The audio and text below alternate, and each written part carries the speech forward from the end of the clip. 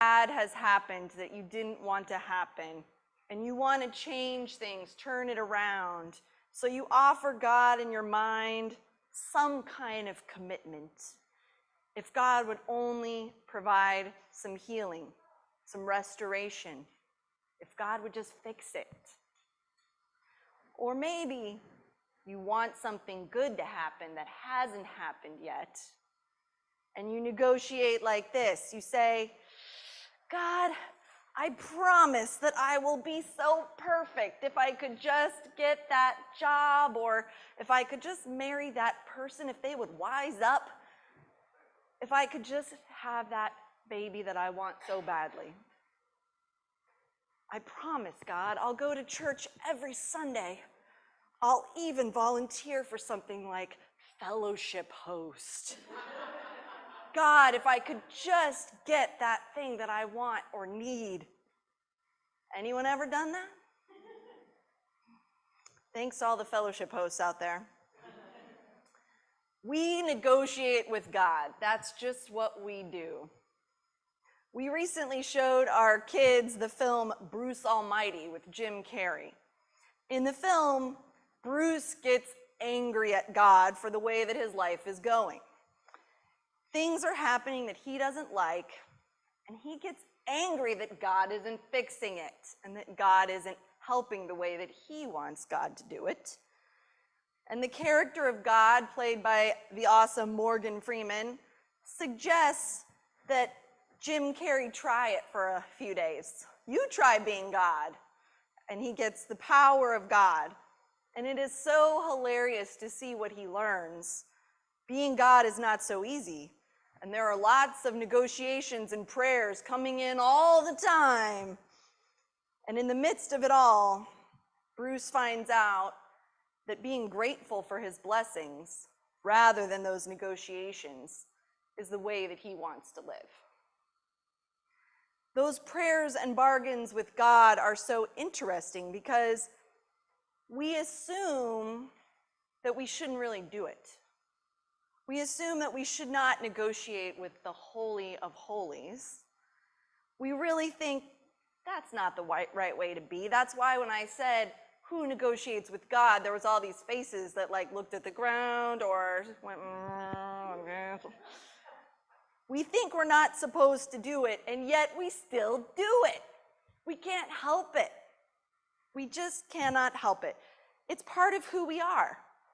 It's part of who we are as human beings. And it goes back all the way to the first stories of the Bible, all the way back to the first stories of humanity. And we read part of that story today. Another Bruce Almighty-like figure here in Jacob. The part we read today is a small snippet of a really long, twisted, dysfunctional drama. Jacob was the second son, and so he was not loved by his father as much, and he was not due to receive the big money, the big inheritance, because that went to the first son, Esau. His brother Esau was the favored one, and so it felt very unfair to Jacob. And it was. Let's face it, that was unfair. But then Jacob negotiates and deceives. He deceives his father and his brother and steals that inheritance through trickery. So then he gets the blessing instead of Esau. His brother gets understandably mad, and so then Jacob flees. He's on the run. You would think that he might be grateful for getting the inheritance, which included all the blessings of God for his family. But Jacob was still kind of skeptical about God, and skeptical because of everything that had happened already in his life, the hurts he had absorbed and the hurts he had inflicted. He was dysfunctional. And later in the story, he's going to wrestle and negotiate with God some more. So at this point in his story that we read today, that was read so wonderfully by Michael. Thank you, Michael. You can read scripture for me anytime you like. That was had just fled. So he had just stolen the birthright, the blessing, and ran for his life. And there he is out with nowhere to lay his head but on a rock. In this story, there's a lot to take away, just this piece of it. But the first thing that I take away is authenticity. Be ourselves with God. Because Jacob was running from who he was running from what he had done. He might have even been running from God. And God said, you don't need to do that. I'm still out here. I followed you. So you can just go ahead and be real, because I will meet you wherever you go. Be authentic. And in that way, that's why I don't think our tendency to negotiate with God is all that bad. Because it is in those negotiating moments that we tell the truth. It's in those moments when we are honest with God and with ourselves about what we really want. What are our deepest desires? What are our hopes? And everything else, all the pretending, falls away.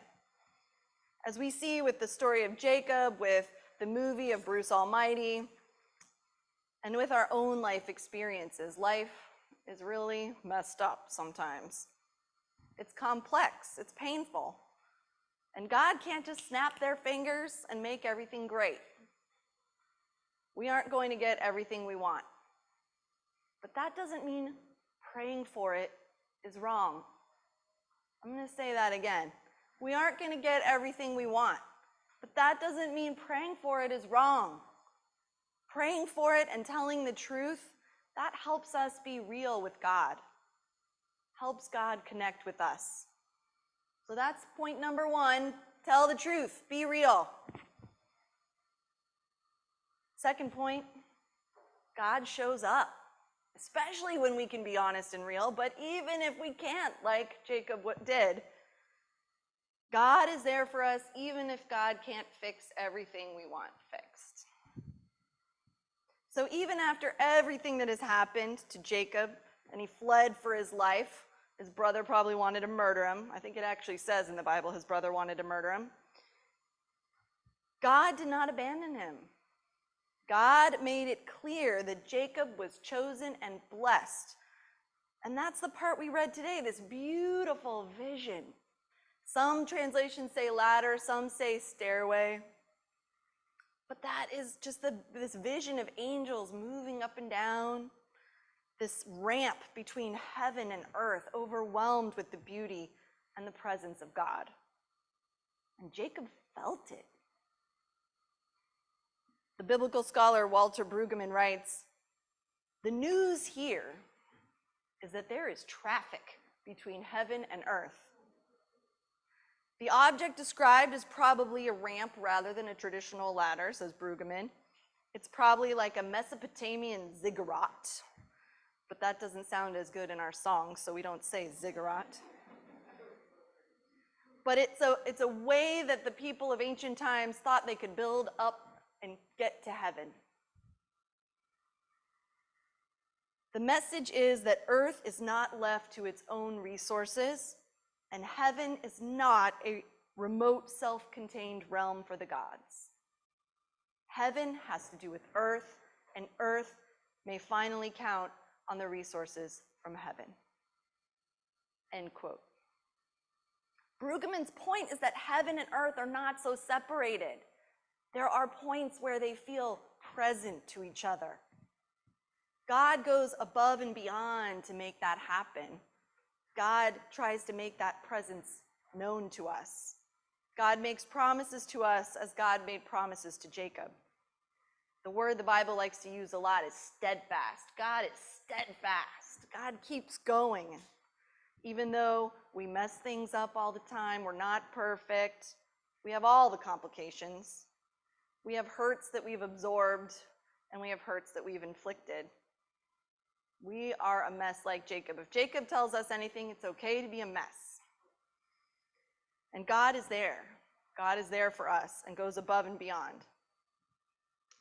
So unfortunately, we don't all get moments like when Bruce Almighty gets given the power of God, or when Jacob gets to see this stairway to heaven.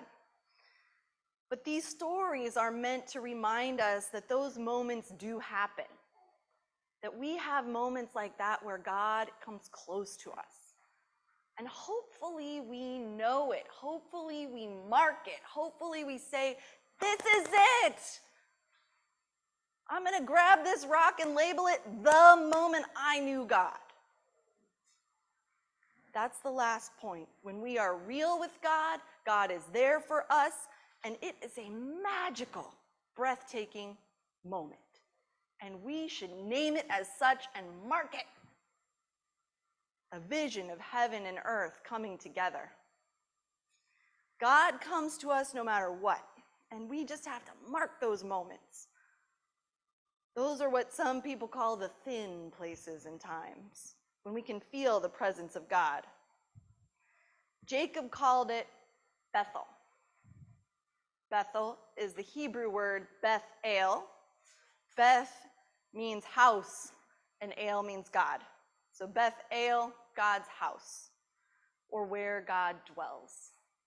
Where God dwells. And he marked it. So what are those Bethel places in your life?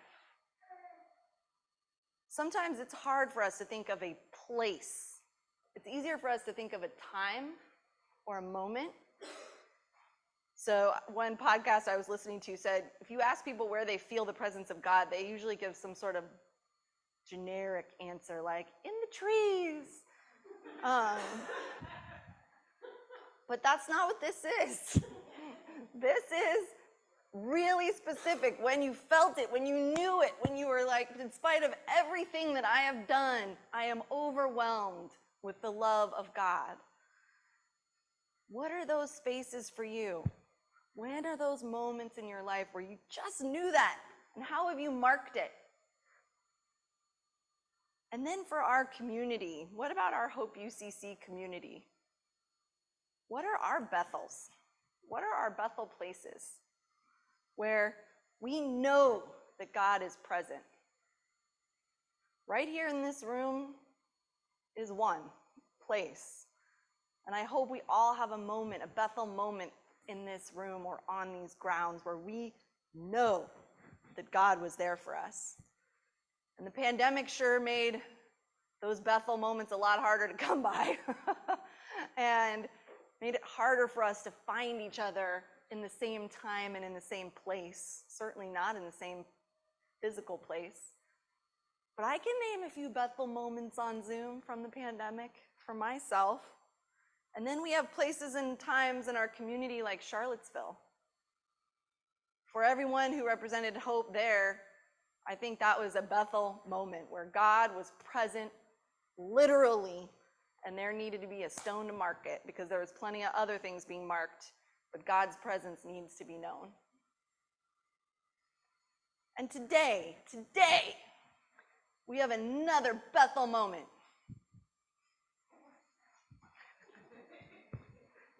Some people know about this announcement, but not all of you. We have received a gift. Hope UCC has received a gift from, guess where? Bethel UCC.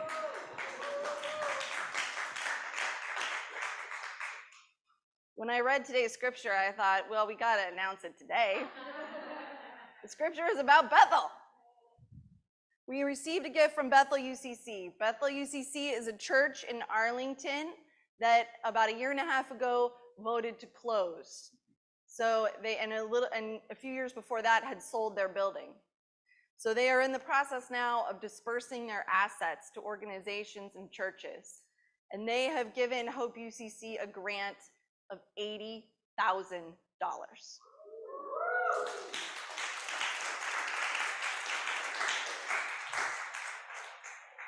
And so it is a moment of blessing.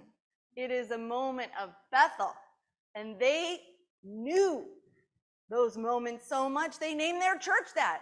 House of God, place where God dwells. Bethel UCC was, I'm going to tell you just a little bit about it, and then we're going to charge ourselves to continue living into the legacy of this gift. Bethel was founded in 1941 under the Reverend Dr. Lee Peeler. So if you know any UCC history, the UCC was founded in 1957. So the churches that all joined in 57, many of them were other kinds of churches before that. So we're going to talk a lot more about that because actually the history is being rewritten to the more just. But in this case, they were part of the Evangelical and Reformed tradition, a precursor denomination to the UCC. And Bethel was sponsored by Concordia ENR Church, which is now known as the United Church. It's right in Foggy Bottom in DC. And the decision was made in 41 to plant a church way out there in the hills of Arlington. Bethel was instrumental in organizing and establishing what has become known as Capital Caring. And it also helped establish Arlington Food Assistance Center. Food mattered a lot to Bethel UCC as it does to Hope UCC. I think that's one of the great connections between our two congregations and our missions. They regularly participated in the Arlington Crop Walk, often being in the top 5 organizations to raise money to fight hunger. And through their relationship with a Hispanic congregation that shared their space, they also established Lighthouse Medical Clinic in El Salvador. Their core values were sharing Jesus' message of extravagant love, serving as God's hands, open and affirming, welcoming and celebrating diversity. Can we carry that mission forward, people of Hope? Yes. Okay, let's say it again a little louder. Everyone at home, say it too. Yes. Okay. They experienced God with them and they named their church Bethel. Through their blessings, we experience God with us at Hope UCC. We are called to be real in celebration of this blessing. And also, we need to be real in acknowledging that this blessing comes to us with the grief of a congregation closing. That is just the truth. So we are trusting God's presence with us. We're trusting the promises and the legacy that comes to us with this gift. And we're trusting our leadership in their decision-making of what to do with this gift. I have a few ideas. And we place a symbolic stone. We mark this day. We say God blessed us on this day. God carried Bethel and made some new things possible at Hope on this day. We never want to forget this gift. And so we mark this day and call it Bethel. Amen. And now we will sing, Draw the Circle.